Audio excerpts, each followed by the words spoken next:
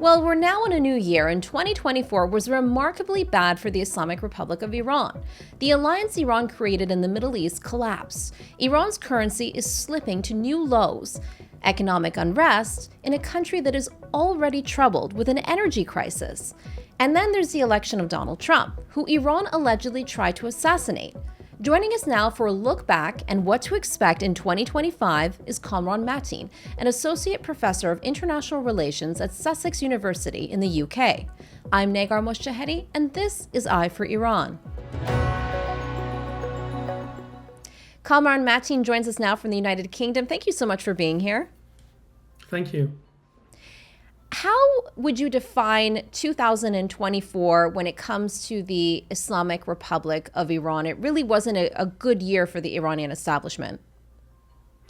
I agree. I think 2024 has been a year of a succession of setbacks and defeats in some ways, in certain, especially in the foreign relations and regional politics in which Islamic Republic has been involved, starting, of course, with the aftermath of the October 7th attacks and the way in which Iran's so-called proxy forces were involved, and how that involvement eventually led to Iran's direct confrontation with Israel, and how over time those proxy forces were either destroyed or significantly diminished, and therefore Iran's ability to project power regionally was significantly reduced, and that reached its apogee with the downfall of the Assad regime in Syria, which has been a really strategic defeat, if you like, or setback for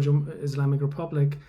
And I think the regime is still recovering from that and trying to reconfigure their regional politics and their activities in the region. If you could summarize the year for the Iranian establishment in one word, what would that be? Disaster, probably.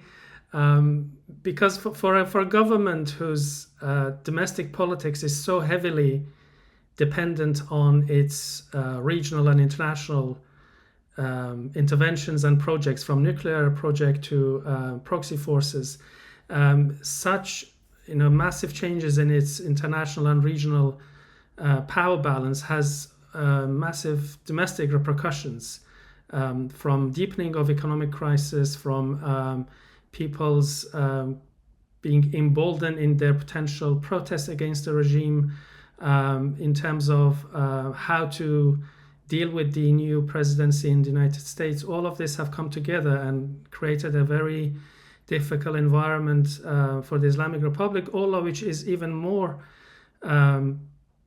difficult to deal with in light of Supreme Leader's deteriorating health and his age. So a lot of things have come together in a particular short period of time for the Iranian establishment at the moment. Let's talk about that. Let's dig deeper into that aspect of how Iran's international and regional influence really affects the domestic hold that it can have on the country itself. So now we've got this energy crisis. We've got even the bazaar merchant class rising up and protesting the deepening economic crisis that you mentioned. Are we seeing all the ingredients for a revolution? We can see all of these ingredients in place, but of course revolutions are dependent as much on the status of the state ruling over the society as it's about the society's level of organization and readiness for uprising. And of course, Iranian society has witnessed series of uprisings, the last of which is in a way still the repercussions of which still is continuing. The fact is that apart from the objective conditions which has been really deteriorating for the Iranian regime, the narrative, the ideological sort of story on which the hardship of Iranian people was justified by the government, that has also sort of collapsed. For decades, Iran has explained its massive investment in, for example, proxy forces or even nuclear project by saying this is the way in which Iran can be protected from war, from conflict, from internal turmoil, and so on. And all of this has sort of evaporated. Iran did get engaged with Israel directly, and there might be more installments in store coming over the next months and weeks and so on. And Iran basically has lost the ability of influencing the region in a way that it was supposed to then eventually lead to improvement of social and economic conditions internally, which I think brings us to one of the events in last year in Iran, which was the presidential election ahead of time because of Raisi's helicopter crash and so on, and the way in which it was engineered to bring Masoud Pezeshkian into office in the hope that he would be able to negotiate or renegotiate a deal with the West, with the United States over nuclear program, which would then relax some of the economic pressures Iran is under. Of course, at the time, it wasn't clear whether Donald Trump would win the elections, but now that has happened and Iran's regional position is weakened so much, it's unclear how Iran is actually able to negotiate with some sort of strengths to be able to extract any concession indeed from the United States and Western powers. So we have to wait and see what exactly Donald Trump is going to do once in White House, but the signs are not very positive, I would say, for Iranian state. At the very least, people are predicting that Trump will, at the very least, bring back the whole maximum pressure campaign and more economic sanctions at the beginning. How do you suppose Iran is going to maneuver this? Do you feel that they would be able to use any kind of relationship or influence that they have with Russian President Vladimir Putin, given his closeness with Donald Trump? That's a very interesting question, of course, and that leads us to another aspect of Iran's international relations, which is its more or less formal alliance with Russia in and around the Ukrainian war. Now, one of Trump's main promises, if you like, was that he would end the war in Ukraine one way or the other. And irrespective how that war is ended and what sort of settlement the two sides will agree to, that means that Russia is likely to restore its damaged relations with the West, with the United States in particular. And that also means in turn that Russia does not necessarily need to accommodate Iran's demands or needs in order to keep Iran on board in terms of supplying drones and other weapons to Russia to be used in Ukraine. So Iran also loses indirectly one of its instruments of shoring up its own domestic and regional power, because Russia is going through or likely to go through some sort of normalization with Europe and the United States. So that's not good news for Iran in terms of the war in Ukraine be ended during Trump presidency. That's really interesting. So it looks like the Trump effect is already having a major impact even before he's officially inaugurated into office. Does that means that then Iran is losing the leverage that they had in their relationship and sort of this allyship with Russia that was really formed on, I guess, dependency in the region? Indeed, I think it is losing or has lost to some extent that leverage, partly because one area in which was bringing Russia and Iran together was Syria, in which both of them were involved supporting Assad regime. So neither of them are there anymore. So what really binds Iran and Russia together is this wider tension each of these countries have with the West, with the United States. Now, Russia is of course, of a different scale and size and presence in international relations, and it's the likelihood of its normalization with the West, I think, has these repercussions for the Islamic Republic in terms of losing that kind of leverage, which it could to some extent exercise through Russia. I mean, and in terms of other, in the past, during maximum pressure in the first presidency of Trump, Iran did launch a number of attacks on ships and ports in the Persian Gulf against ships belonging to Arab countries allied with the United States. I don't think Iran is able to or dares to do something again in the period after October 7th, because I think the threshold for the United States to act militarily against Iran has significantly come down, and it's much easier, and probably Trump is much more willing to take on Iran, given how Israel has basically neutralized Iran's proxy forces, through which it could have created significant problems for US troops in the region, but also Israel itself.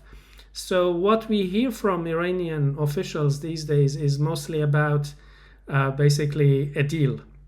So they are ready to make concessions. So really much depends on what really Trump is likely to accept in terms of concessions the Iranian regime is going to make.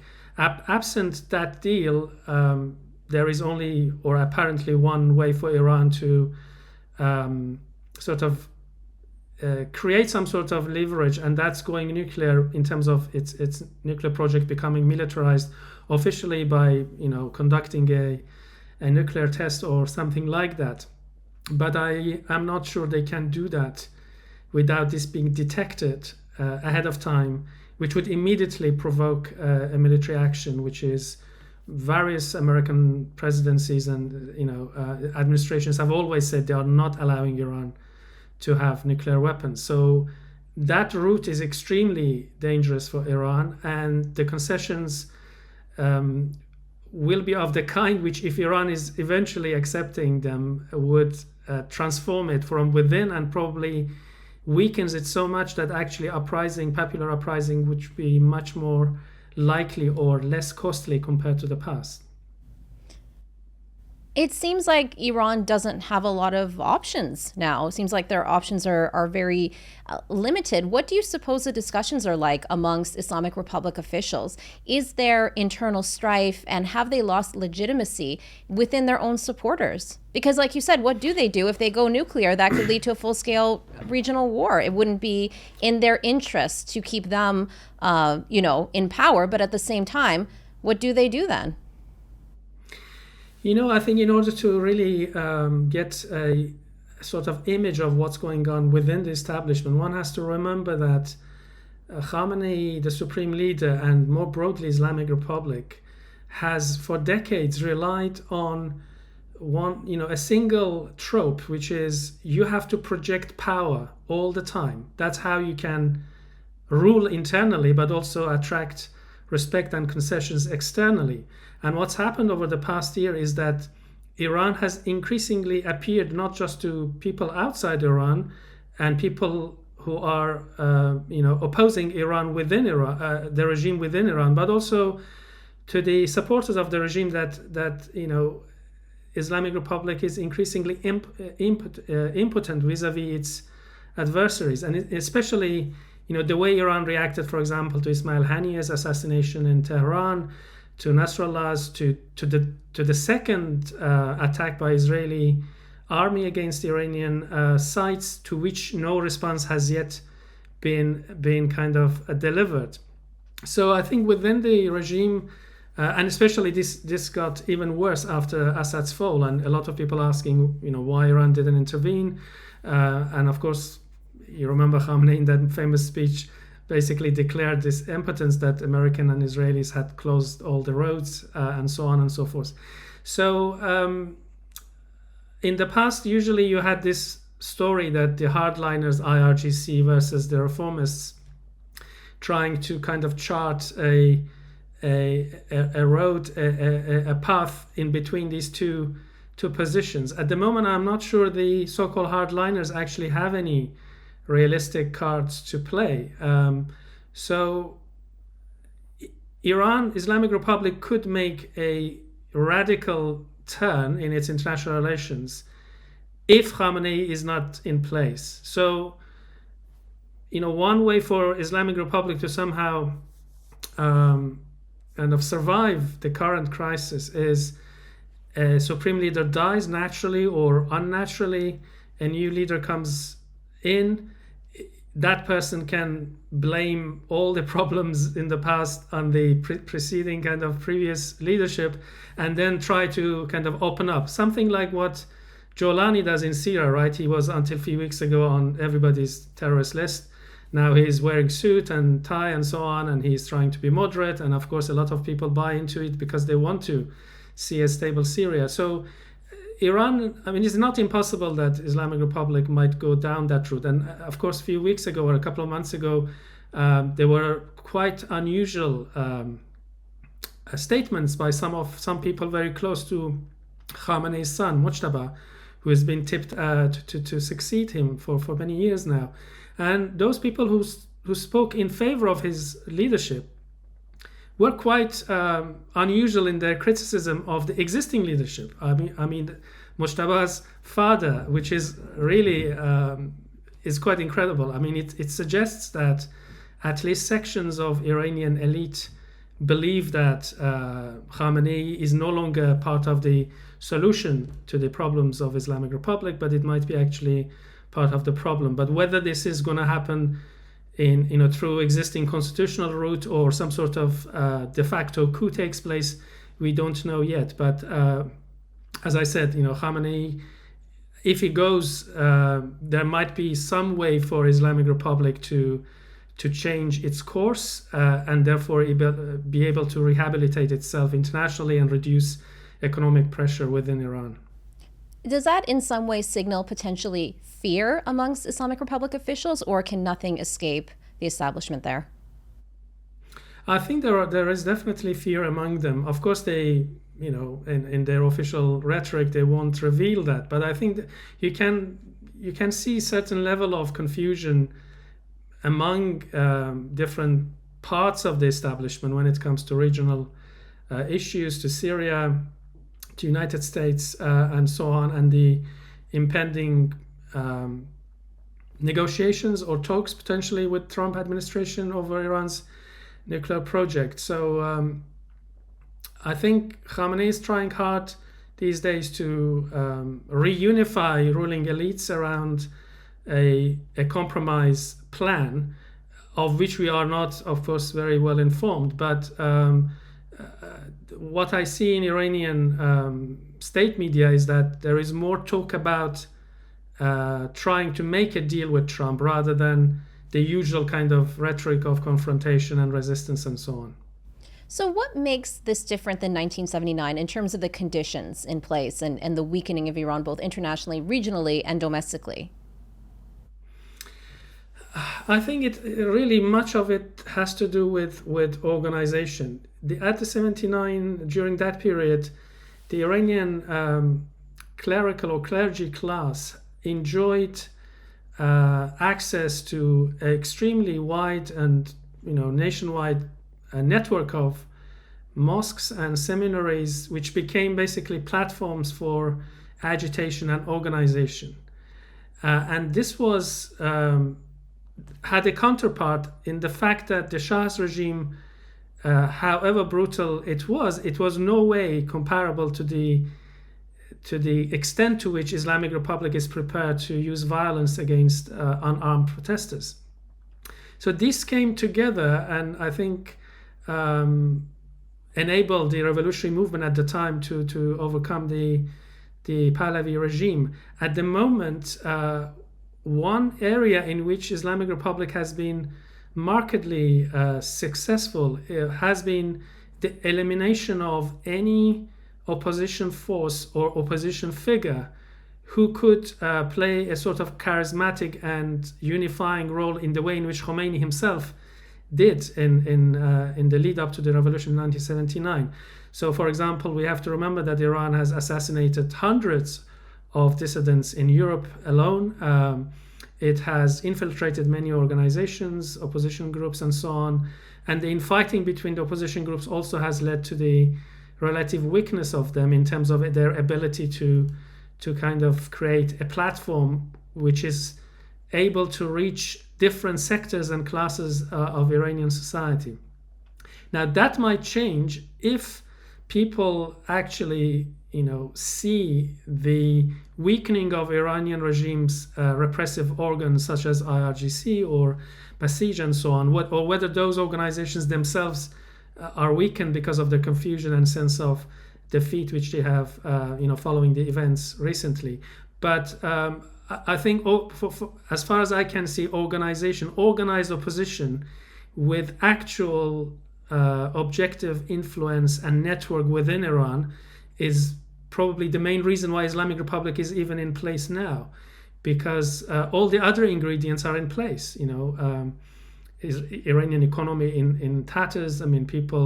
Repression, executions, discrimination, gender apartheid, all of this creates a situation in which at best probably 10-15% of Iranian population supports the Islamic Republic, and yet the regime is able to stand precisely because there isn't a strong enough opposition to actually present itself as an alternative which can, replace the Islamic Republic. That's an excellent analysis, because you see a lot of opponents of the Islamic Republic on social media after the fall of Bashar Al-Assad in Syria saying, over to you, Iran, you're next. Or you even see Israeli officials like Prime Minister Benjamin Netanyahu himself saying, Iran, now it's your turn to rise up. But it's really not that simple. It is not. I think organization and also a discourse, a political discourse, which is simultaneously appealing to different sections of Iranian society. That is very crucial, which was why, the Women, Life, Freedom movement was almost unique in the history of post-revolutionary period in Iran in its ability to mobilize different groups within Iran, from, marginalized nationalities to women to even queer groups, to working classes, to middle classes. Everybody was finding something in that particular slogan, because each of these three words really refer to a particular area of discontent in Iranian society. Gender apartheid, women, life, social and economic crisis, and class division and so on, and freedom, of course, political liberties and so on. And it was why I think Islamic Republic concentrated so much on dividing the movement which coalesced around this particular slogan, which of course is still there and can be utilized for creating what I would describe as a hegemonic discourse, because no revolution is able to succeed by mobilizing only one particular social constituency or agency, whether it's working class or women or minorities. You need something which brings all of them together. And that is why I think this slogan was so important and dangerous to Islamic Republic. And one can only hope that it can be reutilized by opposition in a better and more effective way in the future. But it did fail, and the Islamic Republic, in that sense, did prevail. Was that all due to creating more division, like you said, or is there something more to it? Well, I wouldn't quite agree that it has failed, because yes, there is no street protests, but I think it created a sort of transformation in, if you like, subjective perceptions of Iranians vis-a-vis the regime, especially when it comes to women. The scenes you get from Iranian cities and how women are basically challenging the authorities in terms of compulsory veiling and so on, it's just unbelievable. We could not imagine this in a few years ago. But yes, in terms of street protest and actually demonstrations, the combination of ruthless suppression of the protesters as well as division within the opposition, and the way in which I think Iranian regime was very skillfully utilized a particular kind of Iranian nationalist discourse to create divisions within the movement, because of course, Women, Life, Freedom movement, unlike the previous movements, were driven especially from what we in Iranian political discourse is often described as the margins of Iranian society, both metaphorically, different marginalized classes, but also almost literally, because Baluchistan or Kurdistan, this particular minority areas in Iran which had this extra level of repression and oppression and exploitation and so on, and they were leading the demonstrations, and the Iranian regime was able to use the age-old, I think, tactic of attributing separatism or disintegration of Iran, to that kind of movement, which had some resonance within some sections of the opposition, unfortunately, and that, I think, led to division and eventually disintegration of whatever coalition had emerged at the time among certain sectors of Iranian opposition groups abroad. Let's go back to Syria. For a lot of Middle East watchers, the fall of Bashar al-Assad was sudden. Could Syria be Iran's Vietnam, so to speak? I think there are some parallels, but on the other hand, Iranian state, I think, is more consolidated than the Assad regime.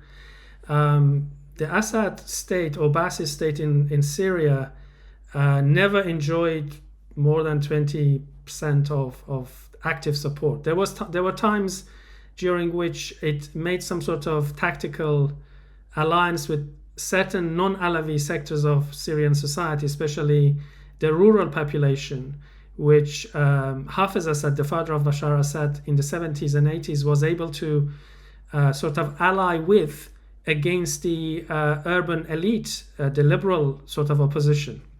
But this fell apart after Cold War because Syria no longer received geopolitical rents from the Soviet Union to be able to continue subsidizing rural economy so that the rural population would remain politically loyal to the state.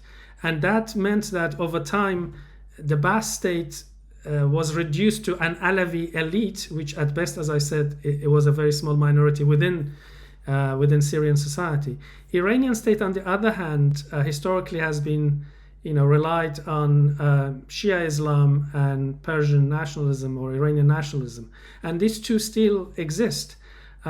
So while Iranian regime is increasingly fragile, I'm not entirely sure it could be seen exactly in the same light as Assad regime, and certainly in terms of the multiplicity of significant armed groups which we see in Syria today. We don't have anything comparable to that in Iran today, which might be actually a positive thing if we think in terms of a less bloody transition within Iran if the Islamic Republic falls eventually. So much of what we saw in Syria was sort of a dominoes effect of what was going on with what was happening to Hezbollah due to the severe blows from Israel. I don't think that Turkey would have encouraged or supported the rebel forces had Hezbollah not been so weakened. Do you see that as a dominoes effect, and is Iraq next? Because we're hearing of some, rumblings happening in Iraq as well. Is this going to be the next in this fall of the so-called axis of resistance? I mean, in Iraq already there are signs of pacification, if you like, of Iran's proxy forces. They have agreed not to attack Israel, and the Sunni Shia division within Iraq, the balance of forces, if you like, demographically as well as economically and socially is much more close if you compare to the Alawis in Syria versus the rest of the society. So I think that there are possibilities for turmoil in Iraq, but so far not much has happened, and I don't know personally enough about Iraqi politics. But I think the domino effect is more in terms of we can see how it relates to Iran itself, that as one proxy force or allied state is weakened, the effects travels into Iranian domestic politics and how Iran is able to or not able to construct kind of alternative forms of regional power or influence. And in the absence of that, I think a major kind of pillar on which Islamic Republic has stood over the decades is gone, and that makes it very unstable and fragile. And what about the Houthis? They seem to be sort of the last man standing in this axis of Iran. Indeed. I think Houthis' relation with Iran is slightly different than compared to Hezbollah or Iraqi Shia groups. I think Houthis' attacks on Israel is as much about trying to gain legitimacy for Houthi government in the Arab world and Muslim world, as it's about simply supporting Palestinians as they claim.